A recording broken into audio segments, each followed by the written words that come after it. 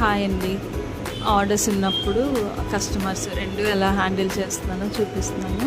First orders ఉన్నప్పుడు cakes bake చేసేసుకుంటాను. ఇక్కడ బేక్ చేసుకొని ఇంటికి తీసుకొని వెళ్ళి కొంచెం లేట్ అయినా ఇంట్లో చేసుకుంటాను పీస్ఫుల్గా. ఇక్కడ కస్టమర్స్ వస్తూ ఉంటారు కదా, అయినా మార్నింగ్ నుంచి ఏమి ఉండరు, ఈవినింగ్ వస్తూ ఉంటారు. వాళ్ళనే కొంచెం మంచిగా రిసీవ్ చేసుకొని టైంకి ఇస్తే చాలు.